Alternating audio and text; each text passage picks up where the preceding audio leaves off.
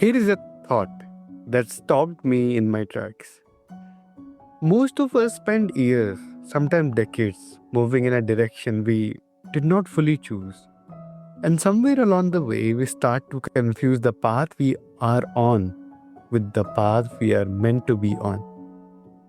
But what if that is not how it works?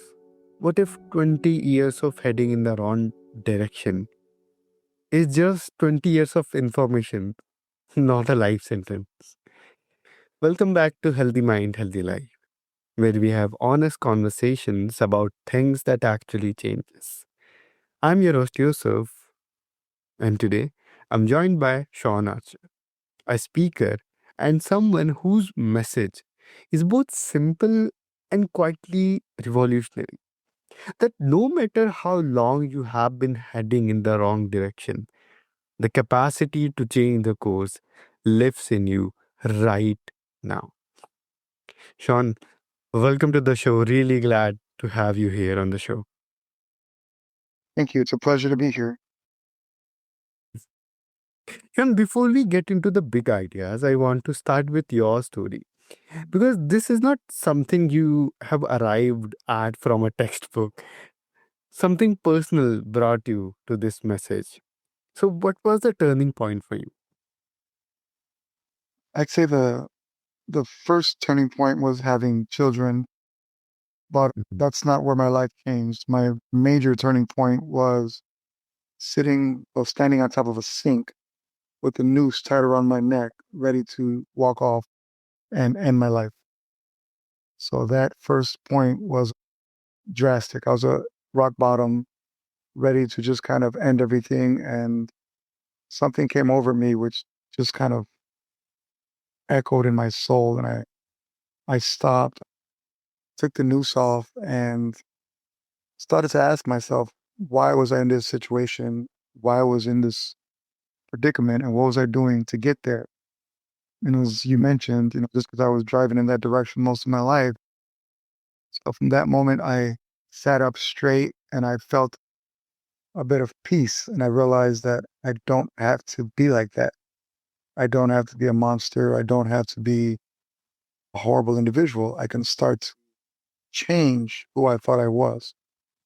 So I think that's the moment when I just literally started trying to be a different person, little by little. I see.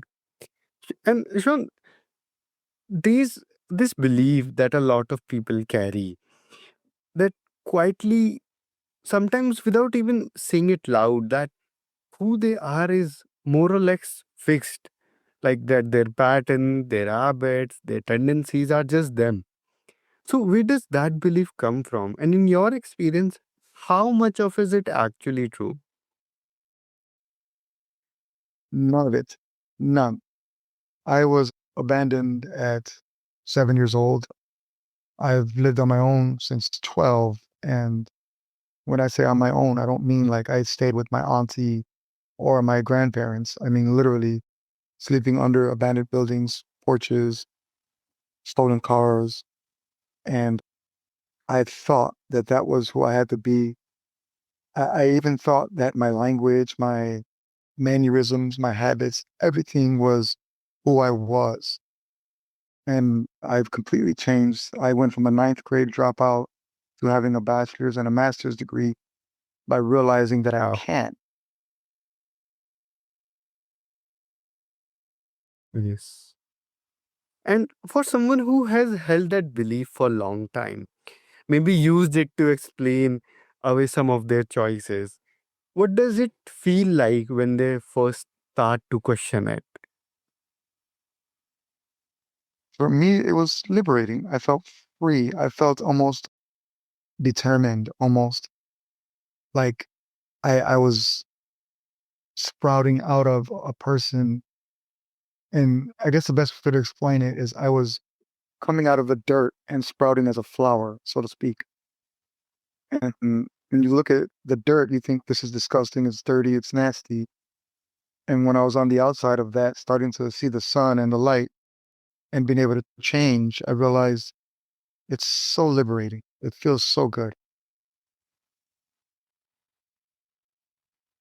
Yes. And you said in your topic pitch that I keep coming back to heading in the wrong direction for 20 years does not mean we have to keep going in that same direction. We are not birds. I love that. But I want to sit with the 20 years part for a moment because a lot of people, the weight of that time, the regret, the lost years is what actually keeps them stuck. So, how do you work with that? I would say it's just realizing that you're not stuck. For me, it was questioning everything that I thought, everything that I believed, and saying, why do I respond like this? Why do I act like this? Why do I think I have to say these certain things? I have to just be this person. Once I started Mm, questioning those things, and I thought to myself, I don't have to be like that. I can change. So I started to read. I was in a cell. I was locked up 24 hours a day for 6 days a week. But I just started sitting up and thinking, talking to myself. And it's just a matter of who do you want to be versus who you are. So once I realized that, I just started making those small decisions to speak differently, to look at people differently. And it's a long process, but it feels good as you go. yeah, it is. There's something really feeling in what you are describing. You are not saying that erase the past, but refusing to let it write the future. What I understand. Yes, we all learn. I mean, if a child falls, gets back up, they just learned a little bit more. So everything I did in my past, I had a very, very different upbringing. And if you have questions about that, I have a no no pause at being open and honest with my past. I had a very, very rough life. But I think it doesn't define your future because you can always, as a bird, you don't have to fly south. You can always fly north or west or whatever. And it's making that decision to not do what you thought you had to do. Yeah. But Sean, when people talk about rewiring their life, the conversation often goes straight to habits and routines like wake up, journal, cold showers. But I suspect you are talking about something a little deeper than that. What actually needs to shift first before any of the external things can take hold? The way you see yourself, I think you have to Mm, realize the way you see yourself is more important than what you do. You can change your habits, like you said, you can take a cold shower, do whatever. But if you see yourself as the same person you were yesterday, you're going to wake up and inadvertently do the same thing in a different manner, mm. if that makes sense. Yes, it does. And how do you help someone see that shift themselves, especially when they have been disconnected from their inner voice for too long? I guess by helping them see what they can do, a lot of people don't have confidence. They don't have the belief that they Yeah, can be somebody different.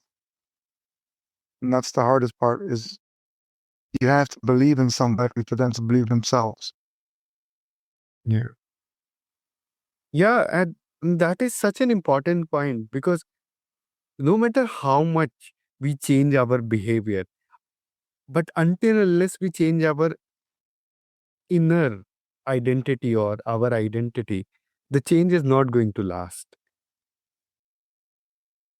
Yes, that's the best way to put it. Unless we change who we are, the outside, like if Yeah, you're just a lot of people say they're just a smoker. Their mom was a smoker, their dad was a smoker, their grandparents were smokers. So they're just a smoker. So that's who they think they are, yeah. not realizing that it's just the outcome of a habit. But Sean, this is a long game thing, isn't it? I get like it's a very long term game. And real change does not happen in a weekend retreat or a week of good choices. So how do people stay in it, especially when life gets hard? when old patterns come back, when the version of themselves they're becoming still feel. So, what is the thing that keeps them stuck?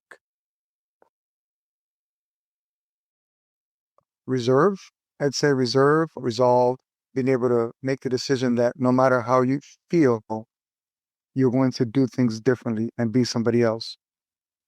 I mean, I went from making $14,000 a week to $14 an hour. So it was a different lifestyle, a different category. And I think it was just my mind was set on no matter how bad it gets, I'm going to be who I want to be. Some for people who want to connect with you or want to learn more about your work, where can they find you? They can find me on SeanArcherLives.com. That's SeanArcherLives.com. I'm hoping to release my memoir, The Invisible Leash, soon. So they should be able to find that at Barnes and Nobles or wherever else. Perfect. And to everyone listening, all these links are in the show notes, so just go and check those out. Sean, is there any last message that you want to leave us with? Always do your best, is all I can say. Thank you, Sean. This is exactly the kind of conversation that reminds me why this show exists. Awesome. Thank you so much for having me.